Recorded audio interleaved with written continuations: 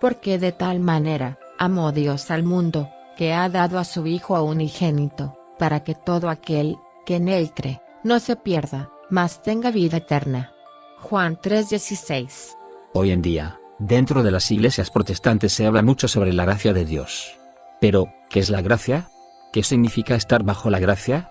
¿Acaso Dios clavó los mandamientos en la cruz? Bienvenidos a Génesis 2:3, hoy encontraremos las respuestas a este gran tema, y aprenderemos nuevas cosas. Quédate hasta el final. Bueno, si gustas. Porque el pecado no se enseñoreará de vosotros, pues no estáis bajo la ley, sino bajo la gracia. Romanos 6:14.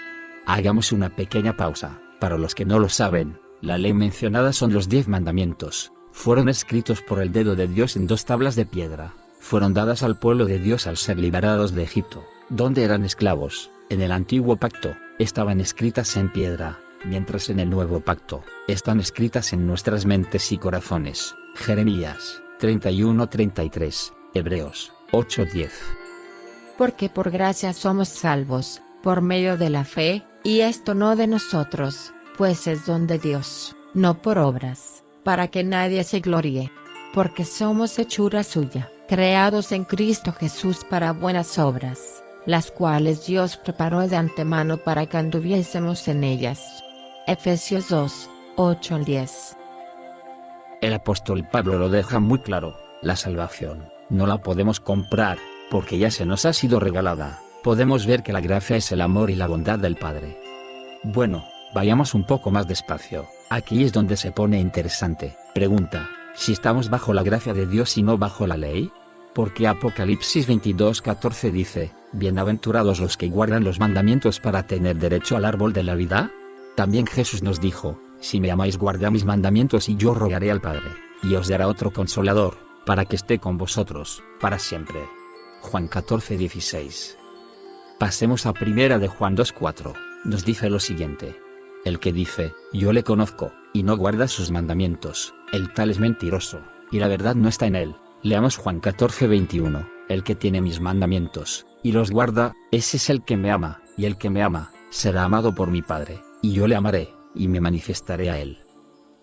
Pareciera que el apóstol Pablo contradice las enseñanzas de nuestro Señor Jesús, pero ¿por qué es que hoy en día se ha preferido las enseñanzas de Pablo, ya que en la mayoría de iglesias se predica que los 10 mandamientos fueron abolidos cuando Jesús dio su vida por nosotros? ¿Qué es lo que ha pasado?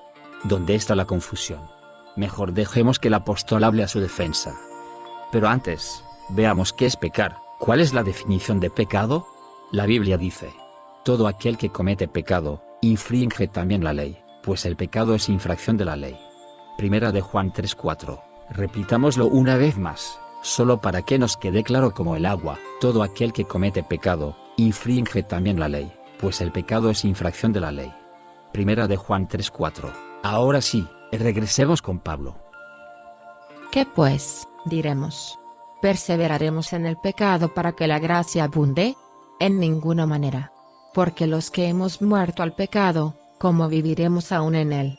Romanos 6:1-2. ¿Qué pues? ¿Pecaremos, porque no estamos bajo la ley, sino bajo la gracia? En ninguna manera. ¿No sabéis que si os sometéis a alguien como esclavos para obedecerle, sois esclavos de aquel a quien no obedecéis, sea del pecado para muerte, o sea de la obediencia para justicia? Romanos 6:15-16. Podemos ver que el apóstol Pablo deja claro que no porque estemos bajo la gracia de Dios significa que ya no hay ley. La gracia y la ley son 2 cosas muy distintas pero van de la mano, como lo explica Santiago cuando dice que la fe, sin obras es muerta. Santiago 2:26. ¿Será que nuestro Padre nos advirtió sobre esta confusión? Segunda de Pedro tiene la respuesta. Y tened entendido, que la paciencia de nuestro Señor es para salvación, como también nuestro amado hermano Pablo, según la sabiduría que le ha sido dada, os ha escrito, casi en todas sus epístolas, hablando en ellas de estas cosas, entre las cuales hay algunas difíciles de entender, las cuales los indoctos e inconstantes tuercen, como también las otras escrituras, para su propia perdición. Así que vosotros, oh amados, sabiéndolo de antemano, guardaos, no sea que arrastrados por el error de los inicuos, caigáis de vuestra firmeza. Antes bien, creced en la gracia y el conocimiento de nuestro Señor y Salvador Jesucristo. A Él sea gloria ahora y hasta el día de la eternidad. Amén.